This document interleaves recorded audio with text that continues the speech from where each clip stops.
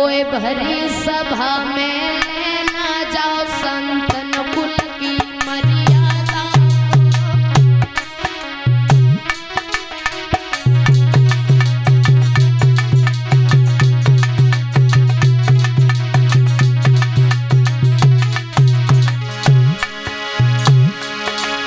देवर जी तुम क्या कहते हो, लज्जित न करो पांडवों।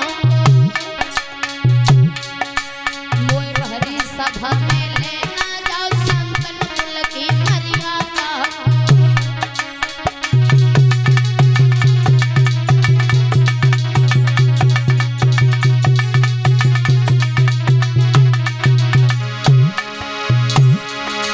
मरवाना है कर द्रौपदी को, मरवाओ किसी कसाई से।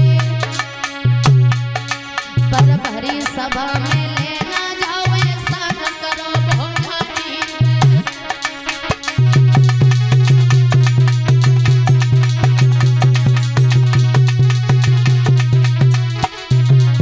रोने लगी द्रौपदी, कह दिया दुशासन अगर तुम्हें हमें मरवाना है तो किसी कसाई के हाथों दे दो, वो हमें मार देगा।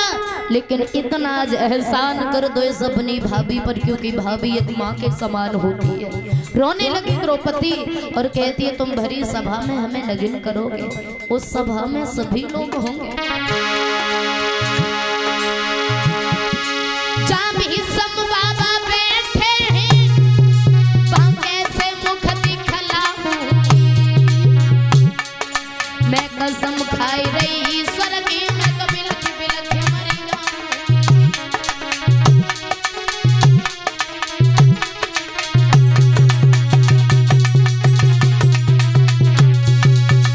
कहा द्रौपदी ने उस सभा में भीष्म पितामह जी द्रोणाचार्य जी बैठे होंगे और तुम उस सभा में हमें लेकर के जा रहे हो, एहसान कर दो इतना मुझ पर ना लेके जाओ। और जैसे ही कहा तो दुशासन को क्रोध आ गया। दुशासन ने कलाई पकड़ी और लेकर के चल दिया, खींचता हुआ द्रौपदी। द्रौपदी रोने लगी, बोली दुशासन ना लेके जाओ, हमें छोड़ दो। क्या इस महल में आज कोई नहीं है जो हमारी रक्षा करे? आवाज लगाई द्रौपदी, रोने लगी है वो दुखिया कि रोई गई अर्जुन की नारी, तुम छोड़ो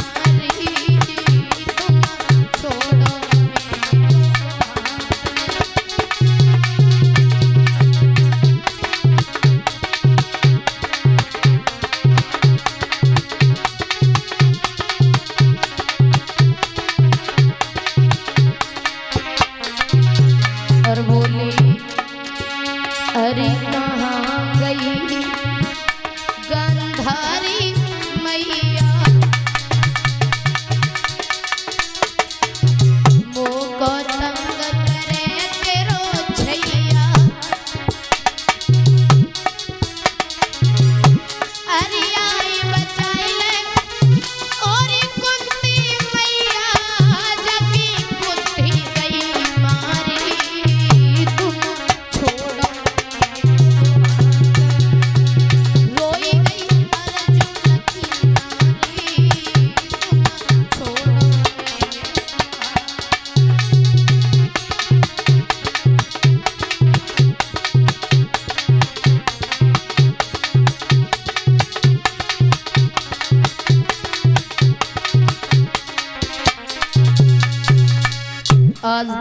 द्रौपदी रोने लगी, लेकिन दुशासन को बिल्कुल भी तरस नहीं आया। आज द्रौपदी को खींचता हुआ लेकर के गया, सभा में जाकर के खड़ा कर दिया द्रौपदी को। तो द्रौपदी सभा के लोगों से पूछने लगी, क्या इतनी भरी सभा में कोई हमें बताएगा कि मुझे इस सभा में क्यों बुलाया गया? और जैसे ही कहा तो कोई कुछ नहीं बोला। दुर्योधन उठ करके खड़ा हो गया, कहने लगा, द्रौपदी हमने बुलाया है तो तुम्हें हम ही बताएंगे कि क्यों बुलाया है। हमने तुम्हें बुलाया है और इसीलिए बुलाया है द्रौपदी। वो दिन याद करो जब हम गलती से तुम्हारे महलों में गिर गए थे, पानी से भरे हुए गड्ढे में, तो तुम्हें कहना चाहिए था कि जरा संभाल के चलो, यहाँ पर पानी भरा हुआ है। लेकिन अकल बताने की जगह तुम हंसी थी मुझे देख करके। लेकिन द्रौपदी, आज तुमने कहा था ना कि अंधे के अंधे होते हैं, तो आज इस अंधे के फंदे में फंसी हो तो तुम्हें ये अवगत हो जाएगा कि अंधे के अंधे होते हैं या फिर अंधे के आंखों वाले भी होते हैं। दुशासन को बुलाया और कहा, सुनो दुशासन, इस द्रौपदी के शरीर से साड़ी को खींचो और नगिन करके हमारी जंघा पर ला करके बिठाओ। जैसे ही कहा तो आज द्रौपदी के पैरों तले धरती खिसक गई। द्रौपदी बोली, क्यों दुर्योधन? अरे रिश्ते में तुम हमारे जेठ लगते हो, और वो भी छोड़ो, फिर तुम एक राजा हो, राजा के मुंह से ऐसी बातें शोभा नहीं देते। और जैसे ही कहा, कहने लगा दुर्योधन, द्रौपदी आज तो तुम्हें बड़ा लाज आ रही है, बड़ा शर्म आ रही है, लेकिन वो दिन याद करो, उस दिन तुम्हारी शर्म कहाँ चली गई थी। द्रौपदी, हम तुमसे अपना बदला तो लेकर के मानेंगे। द्रौपदी कहने लगी, सुनो दुर्योधन, स्त्री को कभी निबल मत समझना, अबला को कभी अबला मत समझना। बोली द्रौपदी कि अबला सबला हो जाती है, और जब अपनी सी पर आती है, और पल में तेरो सम्मान करे, पल में अपमान कराती है।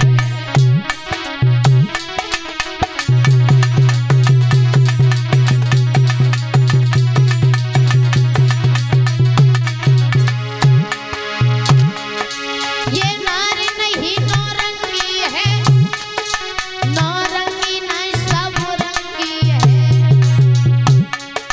और ढके तो सब पूरी मांगो ढक ले नंगी की नंगी है।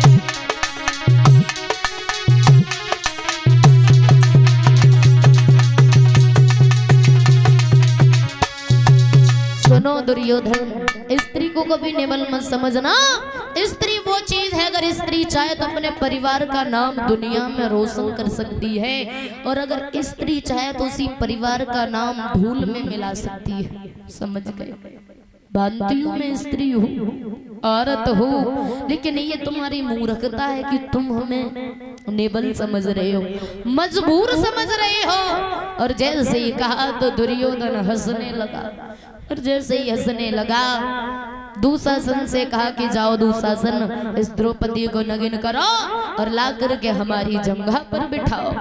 आज दुशासन आगे बढ़ करके चला, द्रौपदी रोकने लगी, सभा में बैठे लोगों से मदद मांगने लगी, लेकिन द्रौपदी की किसी ने भी सहायता नहीं की। तो जहाँ पर द्रौपदी के 5 पति बैठे हुए थे, दुर्योधन के दास बने, वहां पर द्रौपदी पहुंच गई और दोनों हाथ जोड़े और एक बात कही, क्या आप भी हमारी मदद नहीं करोगे? हम तो तुम्हारी पत्नी हैं, और तुम्हारी पत्नी की लाज इस भरी सभा में जा रही है, तुम्हें बिल्कुल भी मुझ पर तरस नहीं आ रहा, यूं रोता हुआ देख करके।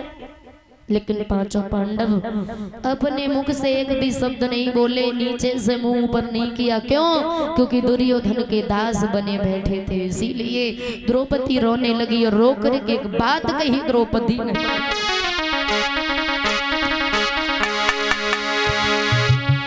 कि एक पति की नारी और पति को जाने लगती प्राण से प्यारी,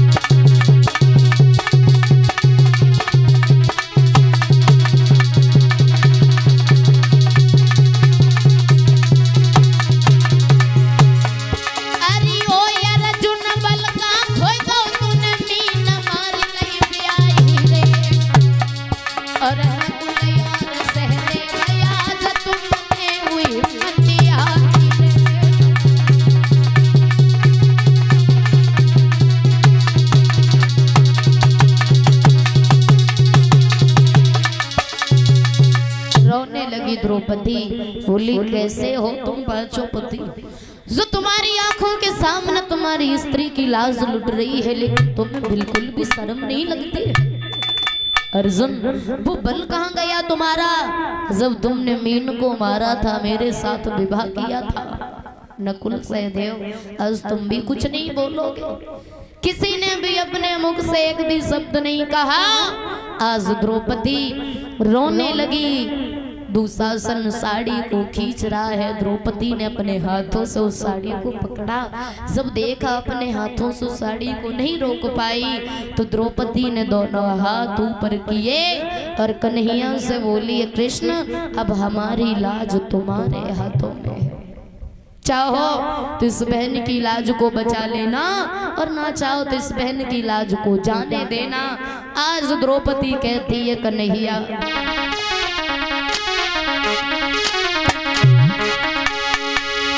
कि हे गिरधारी और सभा देखती है सारी, जो श्याम तुम नया गई लोक लाज सारी, जो श्याम तुम गई लोक लाज सारी।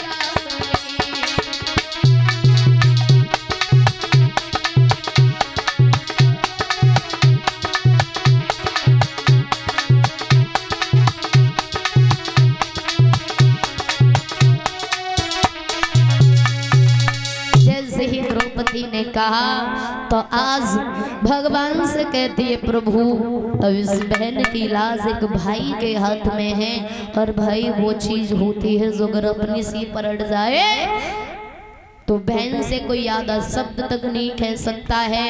आज द्रौपदी कन्हैया से कहती है प्रभु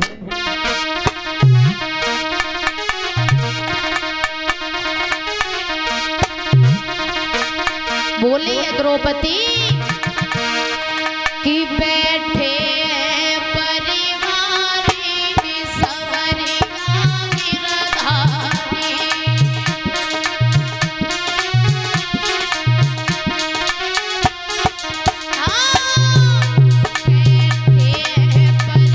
परिवारी सवरिया गिरधारी।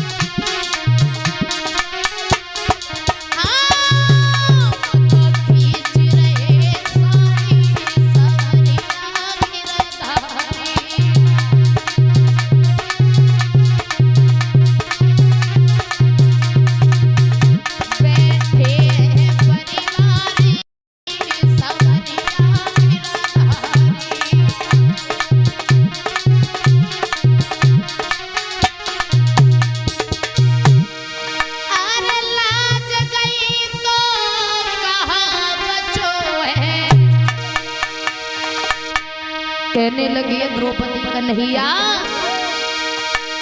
आर लाज गई तो कहाँ बचोए और सब कहेंगे खिची रखिचोए और जाए लोग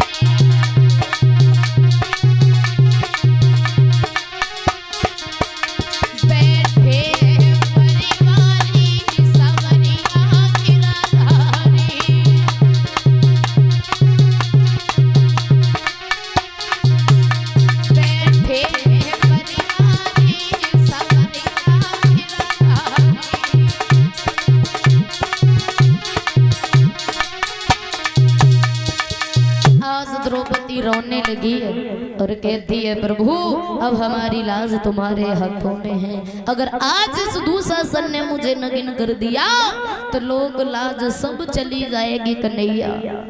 रोने लगी है द्रौपदी और कहती है प्रभु आज इस बहन की लाज को रख लेना। रोने लगी और कहती है कन्हैया कि मेरी असुमन और साड़ी रे आई जइयो कृष्ण मुरारी मेरी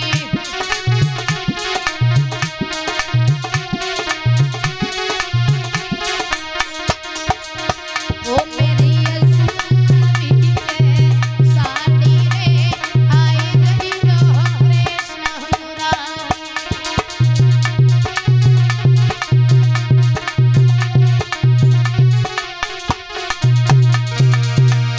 अरे वो दिन याद करो गिरधारी जादे नयों गली कटी थी तुम्हारी तब साड़ी फटी हमारी थी आई गई तो कृष्ण मुरारी।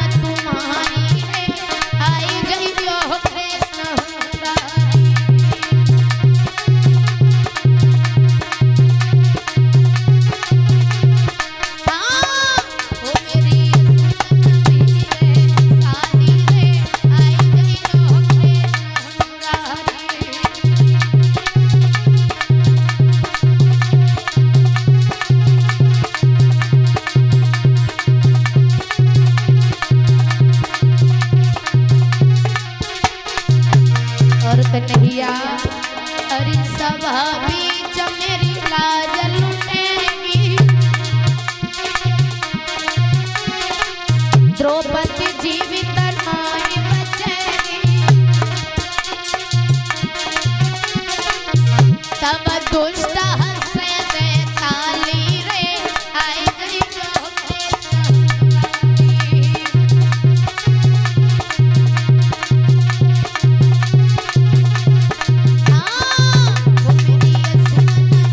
Yes.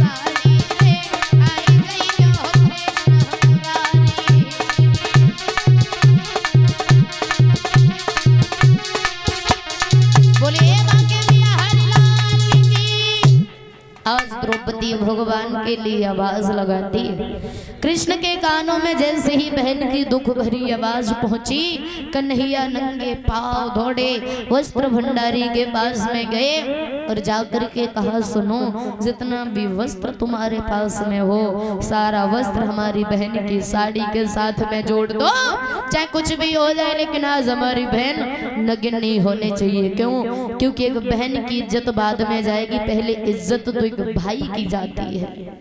आज भगवान ने शक्ति द्वारा वो वस्त्र अपनी बहन की साड़ी के साथ में जोड़ा, धरती से आसमान तक का ढेर लग गया।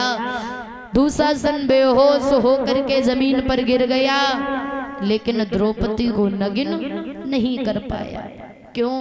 क्योंकि कहते हैं ना कि जाको राखे साइया और वह मार सके नहीं कोए, और बालन भागो कर सके चाहे जग बैरी हो। जिनके रक्षक भगवान होते हैं उनका ये दुनिया वाले कुछ नहीं बिगाड़ पाते हैं, सिर्फ मुंह बजाते हैं। बजाने तो व्यर्थ में अपना वक्त बर्बाद ना करो। आज कृष्ण ने द्रौपदी की लाज को बचाया, और जैसे ही द्रौपदी ने देखा तो द्रौपदी को थोड़ा साहस आ गया, उठ करके खड़ी हो गई और जाते समय एक बात कह के गई थी कि सुनो दुर्योधन, उस दिन तो मैंने अकेले में कहा था, लेकिन आज भरी सभा में कहती हूँ कि अंधे का अंधा होता है। आज द्रौपदी वहां से चली गई, धीरे धीरे समय बीतता चला गया। बोलिए कन्हैया लाल की। सभी भक्त एक प्यारा सा कीर्तन बोलेंगे, ताली बजा।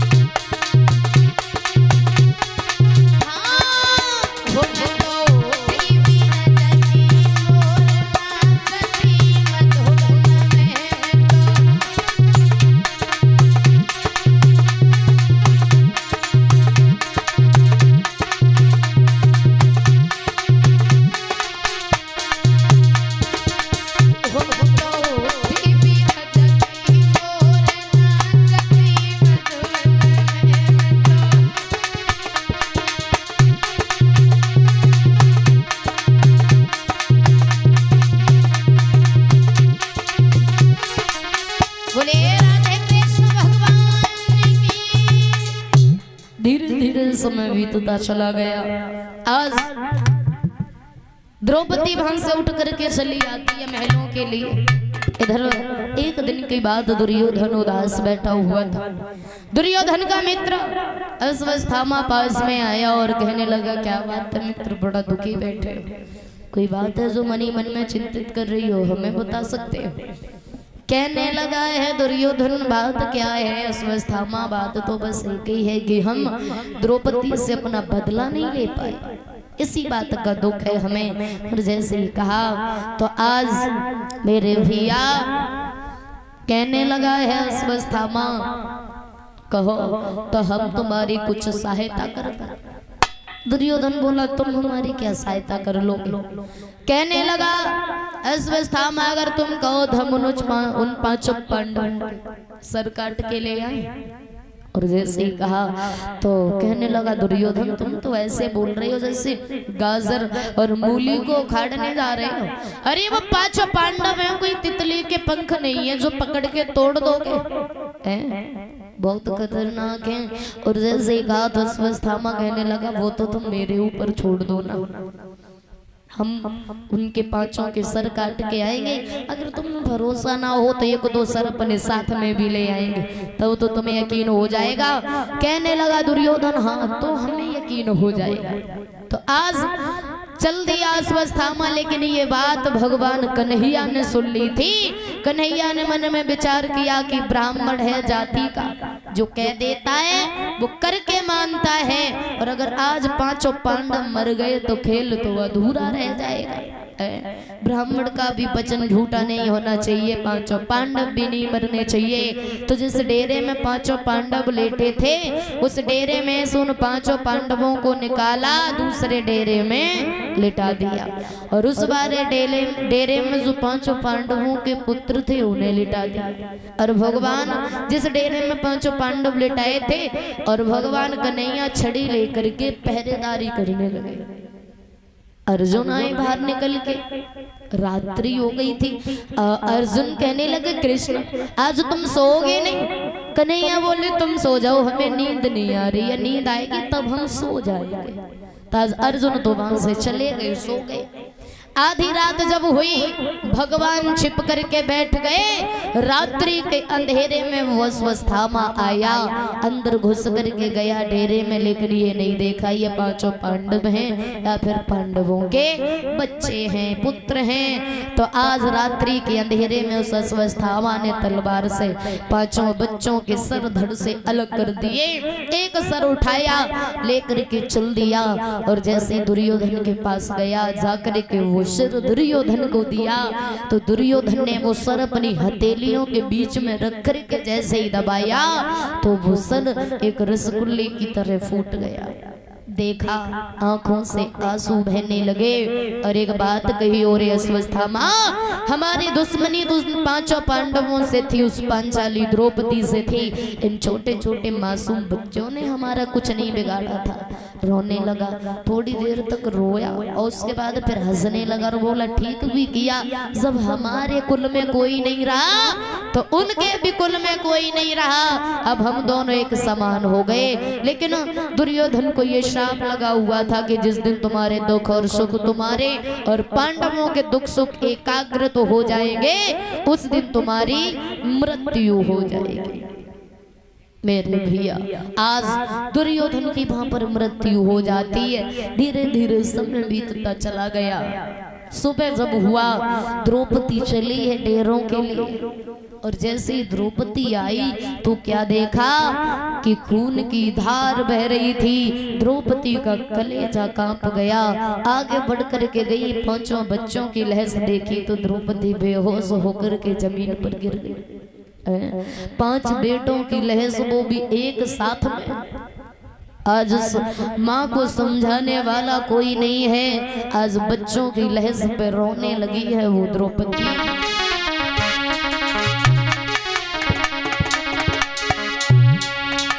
डेरों में खून बह रहा था,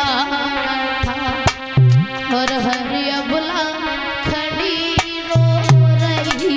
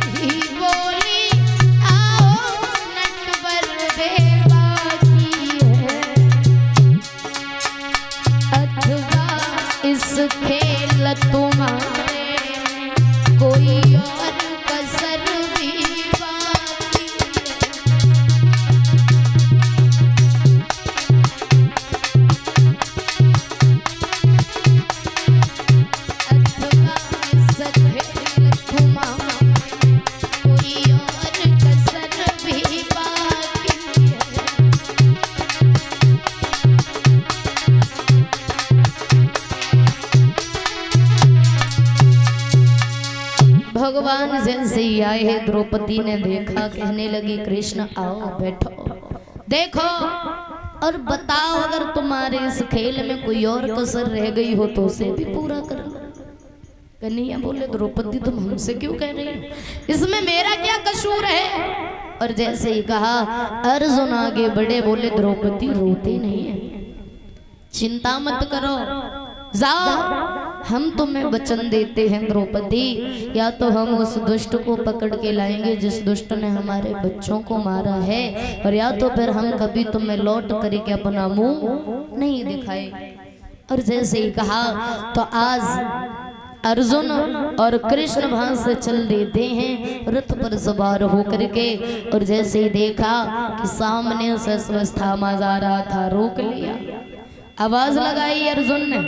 और अश्वत्थामा जैसे ही खड़ा हुआ तो अश्वत्थामा ने अपना ब्रह्मास्त्र छोड़ दिया। और जैसे ब्रह्मास्त्र छोड़ा तो अर्जुन कृष्ण के मुंह की तरफ देखने लगे। कन्हैया बोले क्या बात है अर्जुन, हमने तुम्हें कुछ नहीं सिखाया है क्या, हमारे मुंह की तरफ क्यों देख रहे हो, तुम्हारे पास भी ब्रह्मास्त्र है, तुम भी अपना छोड़ दो। आज दोनों ब्रह्मास्त्र आपस में टकराए, टकरा करके नष्ट हो गए। आगे बढ़ करके गए, पकड़ लिया अश्वत्थामा को, दोनों हाथों को बांधा, पीछे रथ में डाल लिया, द्रौपदी के पास लेकर के आए और कहने लगे कहो द्रौपदी बताओ, तुम कहो तो इससे तड़फा तड़फा करके मारे, तुम कहो तो इसके शरीर के हजारों टुकड़े कर दे, और तुम कहो तो इससे जिंदा जमीन में दबा दे, बताओ तुम जो कहोगी वो इसे सजा दी जाएगी। और जैसे ही द्रौपदी ने इतने वचन सुने, द्रौपदी कहने लगी अर्जुन ना तो तुम इसे जिंदा जमीन में दबाओ, और ना इसे तड़फा तड़फा करके मारो, और ना इसके शरीर के हजारों टुकड़े करो। अगर हमारे दिल की सुनना चाहते हो, अर्जुन बोले हाँ द्रौपदी तुम्हारे दिल की सुनना चाहते हैं। द्रौपदी बोली तो सुनो अर्जुन, तुम इस ब्राह्मण के बच्चे को छोड़ दो।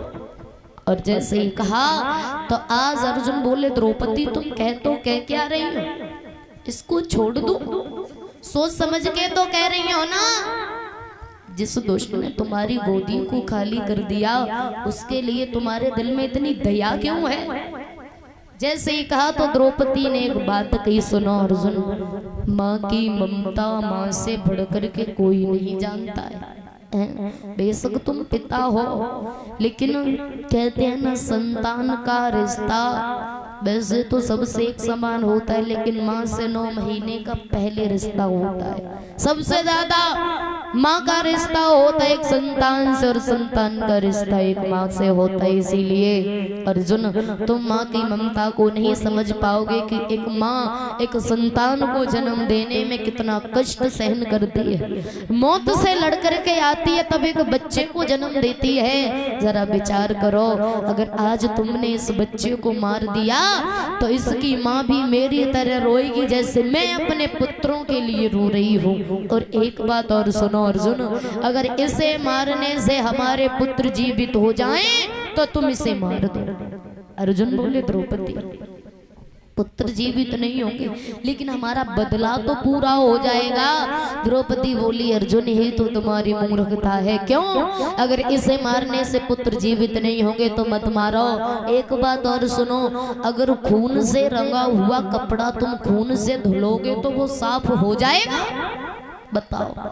अर्जुन बोले द्रौपदी वो तो बात ठीक है। द्रौपदी बोली अर्जुन तो यही से सोच लो, अगर इस बच्चे ने हमारे 5 पुत्रों को मार दिया, अगर इस ब्राह्मण के बच्चे को तुम मार दोगे तो इसमें और तुम में कोई अंतर नहीं रहेगा। अगर हमारी बात मानो तो तुम इसे मत मारो। जैसे कहा तब तक भीम आगे बढ़े और कहने लगे भैया द्रौपदी तो ऐसे ही करती रहेगी, इसे हमें दे दो, लाओ हम देखें ये कितनी देर के लिए है। आज भीम ने अपनी गदा को उठाया और एक बात कही, सुन रे मूर्ख, अगर तुझे युद्ध करने का इतना शौक था तो तू हमसे कहता, हम तुझसे युद्ध करते, लेकिन हमारे न छोटे छोटे मासूम बच्चों ने तेरा क्या बिगाड़ा था जो तूने इन्हें मार दिया। आज अर्जुन कृष्ण के पास में गए और बोले बताओ कन्हैया क्या करें, इसे मार दें या छोड़ दें? कन्हैया बोले हमें क्षमा करो, जो द्रौपदी कहे वो करो। द्रौपदी कहे मार दो तो इसे मार दो, द्रौपदी कहे छोड़ दो तो इसे छोड़ दो, हम क्या जाने। तो धर्मराज जी के पास में गए जो सबसे बड़े थे, उनसे